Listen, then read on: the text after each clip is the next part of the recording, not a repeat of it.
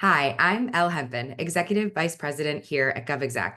Welcome to How We Did It, Cutting Costs and Boosting Security with a Student-Powered SOC at LSU. With state and local governments and education facing escalating cyber threats, building a unified, proactive cybersecurity is more critical than ever. Doing so takes a lot of resources. Beyond just the capital required, many organizations struggle to hire and retain the IT talent needed to execute and maintain the systems once they're built. The whole of state cybersecurity approach offers a comprehensive framework for enhancing cyber defenses through increased visibility and coordination. But how does this approach really lead to real world improvements? What are the key components for success, and how can they be effectively implemented? Those are some of the questions we'll explore with our fabulous guests today. Welcome, Craig Woolley, from the CIO of Louisiana State University, Bruce Johnson, Senior Director for Enterprise Security at TekStream, and Mary Lou Prevost, Group Vice President for State, Local, and Higher Education at Splunk. Thanks so much for joining us today. I'm really excited to hear more. We're happy to be here. Pleasure. Awesome. So I like to start these conversations really to set the scene. What is happening in cybersecurity across the state of Louisiana, kind of before this effort began or when this effort started emerging?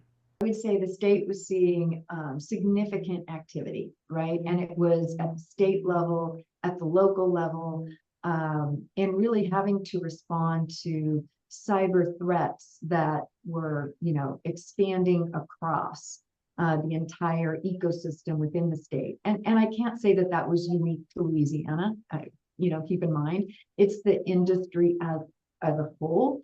2023 saw the largest number of cyber attacks on history, right? So it's just an extreme situation. And so through collaboration, we're trying to align across the greater ecosystem to solve some of these things. It's just a huge challenge. Yeah, the statistics you read about the escalation in threats facing government is astounding and scary. Craig, what was going on at LSU specifically? What was your current operating landscape? What were the pain points you guys were kind of dealing with at the time? So I got to LSU 4 years ago, and I right away had a meeting with my chief information security officer to make sure I understood where we were at in regards to our protection. And most importantly, I asked him, what he felt like we needed to do next, what would take us to the next level in our cybersecurity posture. And he was the one who mentioned to me, we really need a SIM, and he wanted Splunk. He had already done his research and had said, I really want to have Splunk. But he followed that up with a SIM, which is collecting log information of some of your key systems, doesn't do you any good unless you're watching it 24 hours a day, 7 days a week, which we call managed detection and response, or MDR. So really, he wanted both. He said, we really need both of those. The problem is those can be very pricey, right, when you add them both together.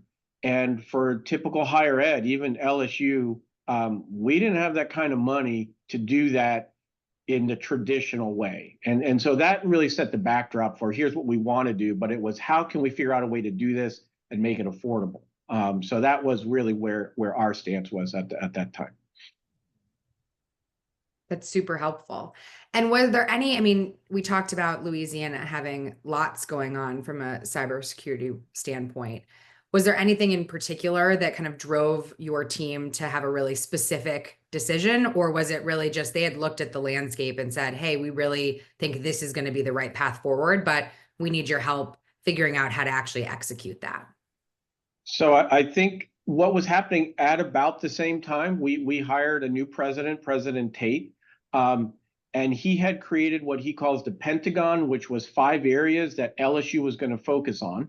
One of those areas was security, right? Safety, security type things, what he called defense. And that moment when he said that's where he wanted to focus, and some other designations we were getting from the NSA, started me thinking down the path of maybe we can get our students involved and maybe that can help us with the cost of running something like this. So I would say between my CISO telling me what he wanted and the president telling me what he wanted, that started my mind thinking of how can we maybe make all this happen. Amazing. Amazing. And so you have an idea of what you need to do. You have an idea of who you want to work with. What is that? What's the first thing that you do? You know, your mind is spinning. What do you do next with that? Well, so I think I needed support all the way up at the state level, right? So I wanted the other benefit we have here at LSU is a network called LONI, the Louisiana Optical Network Infrastructure, which is essentially an ISP that connects all schools to the internet and is owned by our Board of Regents, but it's managed by LSU. So I have 30-something schools that are members of LONI that, again, what I'm thinking is how can I make this affordable?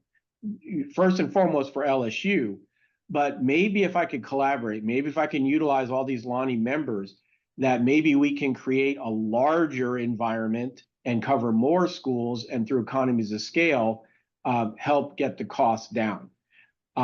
So I think that was an avenue I was going down. I presented this to our Board of Regents, and I presented this to the Commissioner of Higher Ed, and they loved the idea of this collaboration across the state. They loved the idea that students, and we can get into more about what that solution looked like, but it was involving students in the program.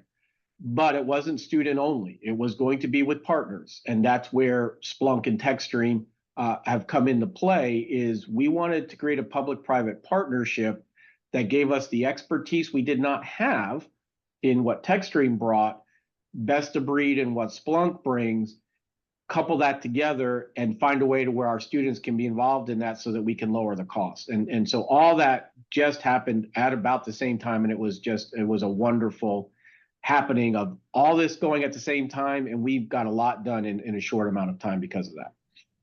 Awesome. I want to jump to Bruce and Mary Lou in a minute just to kind of get their perspective on how this came about. But let's step back 1 second. And Craig, can you explain kind of the work that you're doing at LSU when we're talking about this student-powered SOC? What is that really in terms of day-to-day? So what it looks like is there's a physical location here on the Baton Rouge campus where we employ students that LSU pays for. But unlike traditional student-run SOCs, ours we call student-powered, and that's on purpose because the main ingredient to this is the partnership with TekStream. And so our students, even though we are employing them, they are trained as if they're TekStream employees. TekStream has been a fantastic partner in their willingness to think outside the box with us and say, how can we do this to where our students are pitching in side by side with TekStream employees in fighting cyber threats. And so we have that happening every weekday on our campus, and our students are helping. That is reducing our bill, but it's overseen by TekStream 24 hours a day, 7 days a week. So I get my 24/7 coverage with TekStream. My students get experience during the day by helping with TekStream. So they're getting great experience, and we're lowering our costs. So it's been a great model for those purposes. And the engine that makes all this happen is TekStream. Well, so let's go there. So Craig's got a problem. He's got a solution that he wants to pursue, but it costs maybe more than he's expecting. So he's got this great idea to engage students in a really meaningful way. He comes to TekStream, he comes to Splunk. What's your thought on this? This is definitely a unique approach. So how do you respond, and what's your kind of take, and what happens from your perspective and to get this off the ground? I guess I'll answer from a TekStream perspective. It was a unique ask for us. It was a shared risk model that was not something we had done before. And so the beauty of, I think, the partnership is that it started collaboratively by all three entities, that is to say Splunk, LSU, and TekStream, started on a collaborative basis to just adopt the risk and figure it out collaboratively, from contractual relationships to what we would establish as an architecture, to what the pricing needed to be, how do we defray the costs of operational expense by leveraging students, and bear the risk of all of that, so that as we matured, the economies of scale would drive costs downward in the program. So our pedigree was very much, has been for the past 10 years or so, implementing security solutions and outsourcing security solutions in MDR. And there were three aspects, I suppose, of this program that were relatively unique in terms of how we set it up. One was we established a JSOC that allowed full data autonomy for each of the schools that were participating, and had the characteristics of being able to scale very, very quickly, implement very, very quickly, and allow for that data sovereignty, so that the schools could collaborate broadly in a JSOC, but didn't necessarily have to share all of their information for raw events, and could manage that separately. That was one aspect. The second was, because there was so much autonomy in terms of those individual environments that were dedicated to the schools, we needed to have some collective action in terms of incident response, which is how we established both a multi-tenant SOAR and an MDR automation platform that allowed us to do shared threat awareness and coordinated incident response, so that we can track any threat in progress across any school holistically across the whole environment, and of course extend those environments to the students participating. And then finally, we established what is essentially a vocational college on top of what LSU provides as an academic background, and we extended that vocational VOTech kind of concept to non-cybersecurity students, so that they could participate in the program as well. And they could learn cybersecurity incrementally over time throughout their tenure in the program. So we leveraged kind of a complexity ranking that allowed the students to come in and do very simplistic types of security things with some significant training and onboarding and vetting, and then work their way up to the much more complex stuff, and of course, gate them over time. So a lot of things had to happen to make all this together, and the principal thing that made it work is trust. Such an important point. Mary Lou, from Splunk's perspective, again, super unique concept, theory, probably a new way of working. How did you respond? How did you get engaged, and how did you guys kind of react in this new with this new theory? So from our perspective, I was thrilled, right? Because this is a complex challenge that we have to tackle, and it doesn't just hit one university, it's going to hit all, right? So doing this at scale just makes so much more sense, right? And I know they didn't necessarily have the IT staff on board to manage all of this, right? And then to take on students on top of it, right? That's a big ask of an IT organization, right? So taking this type of innovative approach was very exciting. So one of the things that we do at Splunk is we offer up, we have what we call our academic pledge, which is all of our online training, which is opened up to faculty and to staff to use as a core curriculum to help these students, start onboarding and, partnering with TekStream, right? Going through that coursework to get them enabled to have that hands-on experience from a manufacturer's standpoint, so that we can, do our part in helping, extending what the students are capable of doing, and getting there quickly, right? So that they are able to provide value quickly. That was, benefits the school, it benefits the students, and, it gives the whole community the desperately needed cybersecurity staff that's required in the field for both private and public sector. And I want to piggyback to a couple of things that Bruce and Mary Lou said, because I think it's very important for this program. They both mentioned the training, which is a big aspect, and our students are getting trained in, again, best of breed in Splunk, which is one of the most popular SIMs out there, that they are gaining that real world experience. It was very important to my leadership here at LSU, all the way up through our Board of Regents and our Commissioner of Higher Ed, that this opportunity be open to all students of all backgrounds, right? We did not want it to just be the computer science majors and cybersecurity. And we have a process that we've developed that Bruce kind of alluded to, where we are looking at students' critical thinking abilities as the gatekeeping that we do to say, are you able to work in this environment? We don't care what your technology background is. We care that you can critically think. That has proven very well in what we've done between the training they're receiving. They are then taught, obviously, some basic IT as part of their training, but the key is you got to be able to critically think. And so that is also what excited all the folks all the way up through the state.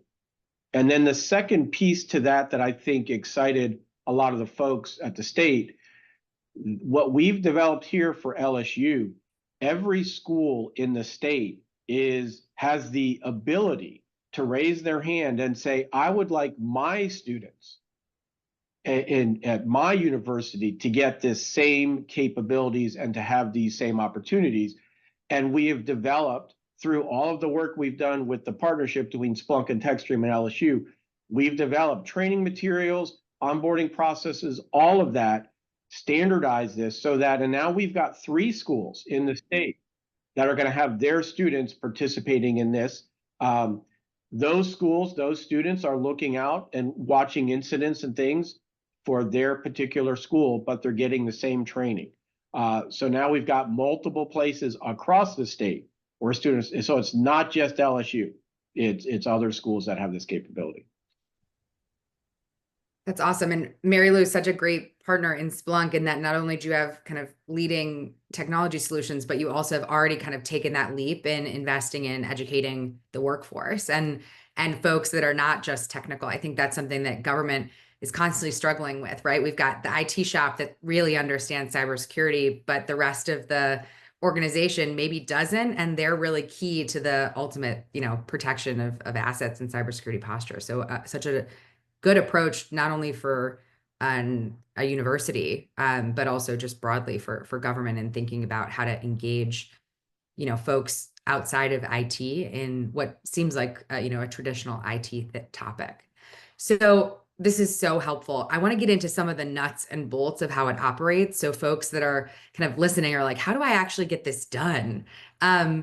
So can you talk to us a little bit about, obviously this started with LSU. You knew that there was this opportunity to scale to other schools just because of how the systems are built. But what does that process look like, Craig, from your perspective about kind of getting through that partnership structure? You've got leadership buy-in, leadership's excited about this opportunity. Is this a legal process? Is this a procurement process? Like, what's the actual way that you started standing up this partnership? Because I can imagine it was maybe a little bit different. Yes. And what I love about this is we had willing partners who were willing to think outside the box. And what I will say, it's a story I like to tell. I don't know if Bruce likes it as much, but I think it's a great antidote, which TekStream was not the first company we approached to do this. But the first company did not have any interest in dealing with our students, did not have any interest in this new model of, well, I got to take on the risk. Like Bruce mentioned risk. That's an important thing. TekStream was willing to take on that risk. The first company was like, I don't want to deal with all that. Just pay me and we'll do it for you, which defeats the purpose of what we were trying to do. Yeah, I wanted to be protected, but I also wanted to give these opportunities to our students like our president was looking for. When we approached TekStream, I think right away, Bruce, and he was one of the first ones we met with, his eyes lit up and said, wow, this is a neat idea. I don't remember who at TekStream, their wheels were churning already. And this is what I like, because they were thinking, we're going to be able to hire these students. As soon as they graduate, we're going to have a well-trained student who knows Splunk and the TekStream process that we can hire. And what they asked is, if we do this, can we get dibs on your graduates? Like, can we have the dibs? Which I loved their mindset, but I can't give dibs on our students. I'm not allowed. Nobody can give dibs on our students. But it showed where their mind was. And that is what I think excites our students is the career opportunities they're going to have when they leave here were incredible. So we did have some legal things we had to deal with as far as what this partnership would look like, what it looks like with TekStream owning all the risk. So the SLAs that we have in place are for TekStream, right? So they are watching our students. They are making sure that our students, when they are on their shift and working, are completing their incidents they're getting on time. And if not, then TekStream's there to kind of be a backstop for us and to take that on. That again was a big difference in what makes this a unique arrangement. But our students come in, they work 8 to 5 Monday through Friday. We have a process, and we can get into lots of detail about we tried to make this an expandable, repeatable process from day one. That was what our goal was. And our students that come in here in Baton Rouge, when they come up into work, they are now watching not just LSU incidents that are coming in. We have got, what is it, Bruce, 18 schools in the state of Louisiana onboarded in this program. So our students, yeah, we're moving awfully fast. Yeah, we're moving fast. They're watching incidents from the other schools, right? So any school that chooses not to have their own students stand up their own SOC, they are then falling under our umbrella, and we're watching for them in the Baton Rouge SOC. So the Baton Rouge SOC is a large space. We can accommodate 12 of our students working at a time on a shift. And right now we're not up at 12 because we don't have all the schools onboarded yet. But with the 18 schools we have onboarded, we've got about 6 or so that work at a time that come in on their shifts. And they're working in conjunction with TekStream side by side on this. And TekStream's located in Atlanta. So they're working there and we're working here, but we do a lot of Teams calls and a lot of collaboration through the day as our students are working. Amazing. Craig, were there other examples that you look to when you were standing this up? Did you say, hey, this, thing happening over here is really cool and we could pull from over here? Or was this really an example? And again, Bruce and Mary Lou, I'd love to hear your perspective too, right? You guys have a really great national view. Are you guys seeing similar efforts and what was special and different or really translatable from what was happening in LSU? Yeah, I'll let Bruce and Mary Lou answer that one first as far as what they're seeing nationally. Go ahead, Mary Lou. Yeah, you see a lot of different models, that's for sure. Cal Poly, San Luis Obispo, they've been doing a student-run SOC. You've got Georgia Tech, Louisiana Tech. Texas took a different approach. They're calling it their RSOCs.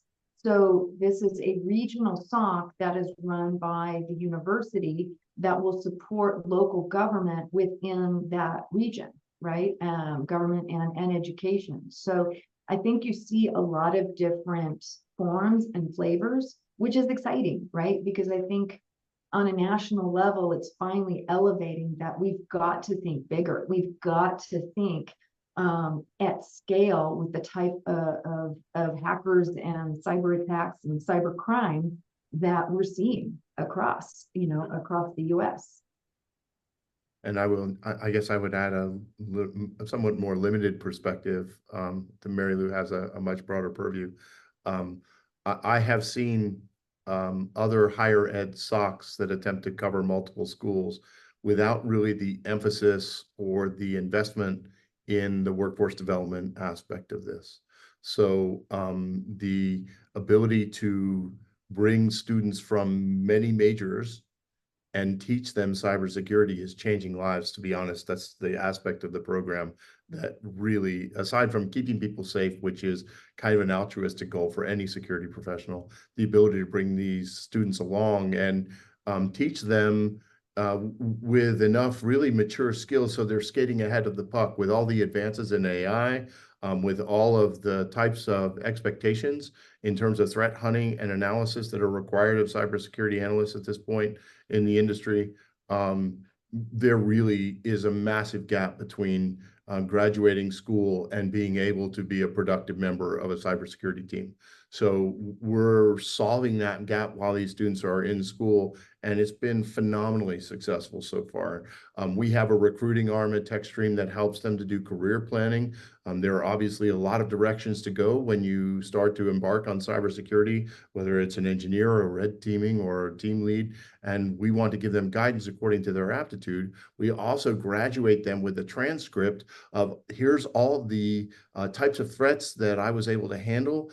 These were the techniques, the levels of complexity. These were the institutions I was covering. So all of that goes with them when they matriculate into the workforce. And of course, every school is going to fund this somewhat differently. If you look at the funding, let's say, that Craig has secured from the state to be able to keep the state safe, a lot of schools will take that and divorce that, let's say, from the workforce development piece or the VOTech piece and fund that from a different source. So there's private-public partnerships with institutions, corporations that want to sponsor scholarships. There's national partnerships, and certainly there's a lot of interest from the state because the state has a need, just like anyone else, to keep people in Louisiana, right? So a lot of synergies here for everyone that invests in them all. And I think from my perspective, what seems to make this unique, Bruce hit on a lot of it. This is a public-private partnership. So other student-run SOCs, the students are there and they're learning, but they're not working side by side by an industry partner who does this for a living. And I think that's what's the differentiator here, is them getting to work side by side with TekStream and trained by TekStream. And the thing Bruce just mentioned, we are doing this to have our students be as marketable as possible when they leave. I mean, that's our job at LSU, is we want to graduate students who have great opportunities in wherever they choose to go. And having that experience, and the new thing that Bruce hit on, this report card that we're creating, which is a TekStream created essentially report, shows what they've worked on in real life. And these are not like, I was in a test bed classroom and I've done this. I solved these potential threats real time for real universities. Is a wonderful thing for them to have. And some of these students are just, honestly, I hate, but this part gets me excited, are just learning how to collaborate on a team. Like some of them are just fundamentally, they're all changing their majors. They love being on a part of this. They didn't think cybersecurity was like this. And the added benefit is their parents get a kid that graduates with a much higher income potential than they would have had out of their original major, without disparaging any other discipline. You're knocking my political science public policy degree. No, that was it. That was it. I didn't want to do that. I avoided that assiduously. Sorry. Well, but I think you hit on a good point, Elle, because we're seeing like journalism majors. They're really good at seeing patterns. You've got people that understand how to read music, right? They're good at seeing patterns. So we're attracting students that maybe never thought about tech to begin with. And that is exciting because that diversity of thought is helping build, I think, a better staff. And hey, when you're 18 and you graduate from high school, you don't know about all the jobs that are out there. So this gives people opportunities to try. If they have some innate curiosity, we can train them to be professionally paranoid, right? We want the kind of students, to Craig's earlier point on the critical thinking test. I want analysts that when they see a geographically probable login, maybe go to somebody's Facebook page and look for vacation photos. You know what I mean? It's that kind of discipline that we can instill in them that is the foundation for all of the more advanced techniques that they learn. Amazing. I want to touch, before we get into outcomes and how this is spreading and can scale and is scaling, I want to touch a little bit on that funding piece, because that's always a question, right? And Craig, you kind of started, that was part of the reason that you pursued this strategy. In addition to all the, benefits we're hearing about that are giving me chills. But can you talk to us a little bit about kind of the funding structure? Were there different colors of money you could tap because there was workforce did you start there or did that evolve to there? You know, how you Right. pay for this stuff is always a big Right. question for government. So I'd love to hear you Now guys that's talk. that's a great question. So where we started was trying to make sure the costs were lowered as much as we can. So yes, I was aggressive with some of the negotiations, but a big part of that again was the students helping. I wanted it to where our original intent was through our Lonnie network and through our members, we were going to make this an affordable offering that they can choose to say, I'll pay you to give us this type of defense. That was the goal at first. But early on, we did approach the state and through the next budget cycle asked for $7.5 million of funding for this program. And I got the full 7.5 million. So yes, I'm kicking myself like, why didn't I round up to 8? Why didn't I just make it 10? The key for those who will watch this, and I'm asked this all the time, that is recurring dollars, which is shows you the passion that we've had across the state, that thanks to all the collaborations we've done. Recurring dollars, 7.5 million. I got every penny I asked for. Is tremendous, and that is what is allowing these schools now. It's easier for them because their whole cost of having themselves protected, whether it be that they want to do their own students locally and have their own flavor of this SOC, or whether they want LSU to protect them, all that's included now. That's paid for out of the 7.5 million, and that shows how the model can work. In that we think that 7.5 million was going to go a long way to covering almost every school in the state. That is the goal. And so we're talking 30 something schools can be covered with that money. And we're on pace, right? And we are on pace. What a cost efficient model. That's amazing. Really amazing. So It's because so I'll say the reason why it's cost efficient, economies of scale, and us having the same process from day one for all these schools, everything is done in the same fashion. And that, again, by utilizing Splunk in the fashion that we can utilize it, and by having TekStream create as much automation as possible, that is what is allowing to keep the cost down. So helpful. I want to talk a little bit about the outcomes. Let's celebrate the successes we've seen to date. You guys have touched on the scale. I want to talk about how that's going and how you see that continuing to grow. And then we'll wrap up with some lessons learned. So let's celebrate. Craig, talk to us a little bit about the outcomes that you've seen. You know, what have you really measured as success in this partnership? Yeah, so first and foremost, we're protecting LSU, which was my goal from day one. And we've got now 24/7 coverage between TekStream and our students. We are protecting 18 other schools or 17 other schools as of right now, but there's more being onboarded. We have almost 20 students employed in the SOC, and we're bringing on more. Our goal will be that we'll have 50 employed in the LSU SOC when this is all said and done. But as we bring on more schools, we'll bring on more students. They are getting great education. I know that we've got our first batch of students are graduating in this winter, and some already have jobs in the cybersecurity field already, and they haven't even graduated yet. That's, again, I can't say enough. We're being protected, and our students are getting great opportunities. So I couldn't be happier with how this has gone so far. Amazing outcomes. Can you talk to us a little bit about how you're scaling? You talked about 18 schools in the network. How did that work? How did that come about? How are you getting there? From day one, like I mentioned, we built this program to be able to scale. And a couple of things that we've done, doing it more of a cookie cutter. So every school, when they are onboarded, they can choose up to 10 data sources that they would like to have as part of this program to start with. So we start with 10. A lot of them, like I said, almost every school runs Microsoft. Almost every school has Active Directory, DNS, all that. So all those integrations and all that process has already been built. So as we have gone to more and more schools, we're getting quicker and quicker with the onboarding process. I'll let Bruce talk more about that because he's the expert in that and he's the reason why it's getting so much easier. But also I'll talk some about the student onboarding process. We have it now down to from the time they are hired to the time they are hitting the front lines, it's 6 weeks.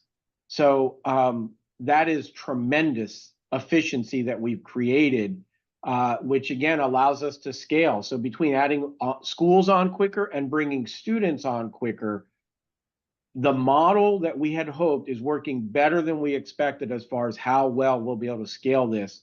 And when we talk about next steps, I could give you more information about what we're now thinking about, but I'll let Bruce talk some about all the work he's done to make this so efficient.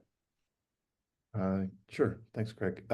So on a number of levels or different dimensions, one, obviously onboarding, we've been automating onboarding with scripting as we go along. That's gotten more efficient. We have technology that allows us to propagate anything that we need to into the Splunk cloud environment for each of the individual schools, as well as to gather information from those schools. So we are automating coordinated incident response to a higher degree so that we have visibility. For instance, with the latest CrowdStrike, even though it wasn't a security threat, we were able to see across all of the schools who was blue screening. We're able to take snapshots of any challenge in progress so that we can track the spread of any given threat and remediate on an automated basis across all of the schools in real time. That's a huge kind of capability in terms of incident response. We'd say we are improving on all of the time. We are focusing more. We've gotten very good at tuning fidelity. We're looking at more proactive measures to expand upon that. And then obviously with the curriculum building out, one of the things that we're tracking from, obviously this is all about security at the end of the day, as well as workforce development. We are focusing on metrics because we're developing more and more metrics for student progress and operational progress, but also then a focus on shift left is what we would call it, meaning how are our measures affecting safety? It's a very hard thing to track. And in the context of the MITRE ATT&CK framework, we'd like to be able to demonstrate that the incidents that we're seeing are shifting left, meaning they're more toward the end of reconnaissance than they are around command and control or DOP or any of those types of more persistent or serious threats in the context of the MITRE ATT&CK framework. So those are the types of things that we are focused on. We're advancing on all of those areas at once, in addition to fleshing out some of the criteria requirements and adapting our model to other schools within the LSU school system that are, following the ground that Craig and his team are breaking. Amazing. And I'd love to get your perspective, maybe Mary Lou, you can kick us off, but everybody, about how this translates kind of to Louisiana's whole of state approach, how this translates to other states or local governments that may say, this is an amazing model. How do we kind of translate this to how we would approach it as a state organization or as a city or a county? Well, and I want to, when the team here said 6 months or 6 weeks to get a student ready to go into the SOC, what I hear across the industry is, this is great. I've hired this new, college grad with a cybersecurity degree, but they don't have any manufacturer's training, right? And it's taking them up to a year to get to productivity. So this hyper-focused acceleration is creating that desperately needed workforce, right? When you look at the number of jobs that are open, it's incredible, right? So when you think about a whole of state, these students now can look at employment with the state, with private sector, local. There's no shortage of opportunities for them. And that's, the only way we're going to, do this at scale is getting that skilled workforce. And so it's really looking at, a university president and a governor that's leaning in saying, I'm going to tackle this. And, seeing that initiative, it's fantastic, right? And I just think the future for the whole state will be a lot brighter because of programs like this. Amazing. Amazing. So Craig, what's next for the student powered SOC? What's next for this partnership and program? So our goal will be by June of 2025, we will have all the Louisiana schools onboarded into this program. We are on track for that. And that was really what our ultimate goal was. But the program has worked so well, and we've had so much interest from outside of the state, that we are looking at just saying any school can join into the model, right? So it would be through TekStream, not necessarily through LSU, but the model we've created, all the materials we've created, all the processes we've created, there's no need to just restrict it to the state of Louisiana. So I think our goal is to open it up and let other schools join in the model, that there's a neighborhood watch type scenario that Bruce kind of mentioned, that when we find an incident that's affecting one school, we've got automation in place that it blocks that incident from happening at all the other participating schools. So all that would be benefits of joining into this program. So yeah, that's really what our next step is, to see if anybody else wants to join in. And I'll pile onto that a little bit. Craig has been very gracious about extending kind of an executive briefing format to schools that are interested in knowing more about the model. If they'd care to visit LSU, we all kind of come together as a team to brief them on the solution for a day. And I'm going into great depth, obviously, with some warning in terms of scheduling. But that, I think, has been a really fun process as well. Yeah, we've hosted a few schools already, and it's been very beneficial. I think they've learned a lot. They get to visit the SOC. They're also moving forward with their own kind of initiatives based on the model that Craig is putting in. Amazing. Mary Lou, when you think about what this, impacts and how you think about kind of what's next for Splunk, I'd love to hear your perspective, and then we'll wrap with some words of wisdom. I just couldn't be more excited about, how this is working, and I think the opportunities that it opens up. It's just a win-win-win all the way around, right? It's a win for the university, it's a win for the students, and it's a win for the desperately needed workforce, right? Creating really good, high-paying jobs, local to Louisiana, where these students can then stay, right? And it'll help attract employers, right? So look at it from the whole economic wheel that this helps turn, and it's tremendous. And I think it's absolutely a model that should be reproduced. And I would say the other is, what I love about what Craig did is, don't be afraid to collaborate. Reach out to your Department of Ed, reach out to, local gov, the state, right? These types, you're going to find more willing collaborators than you would expect. And the entrepreneurial approach that Craig took is what made this happen, and having that vision. And so, don't be afraid to try. It may be some other, shape or version, but the core of this is tremendous. And, it's by bringing great minds together that things like this can happen. Absolutely. Well, we are amazingly at time. We've covered so much, and I think learned so much and really practical kind of tools that folks could use to replicate this. In order to wrap, I want to make sure to give some space. Any words of wisdom, folks that are listening in and saying, this is amazing, I would love to figure out how to stand this up, or get in touch with you. Any final thoughts you'd like to share? Yeah, I would definitely say there's no need to recreate the wheel. That's one of the beauties of higher ed, is we do like to share and to let others leverage what we've already done. So don't be shy to either reach out to me or Splunk or TekStream. If you want to learn more, we're happy to talk more in detail about this. Amazing. Well, thank you again, Craig, Bruce, Mary Lou, for sharing all of your insight and sharing this amazing success story. There's so much to learn. And again, could not have said it better than Mary Lou, that this is a model that creates a lot of wins across the board. So I personally am excited to see it continue to grow and scale. I think it's a great example of how partners can work together to solve lots of problems. So thank you for sharing your story and all of the useful insights. Again, thank you, audience, for joining us. We'll see you next time.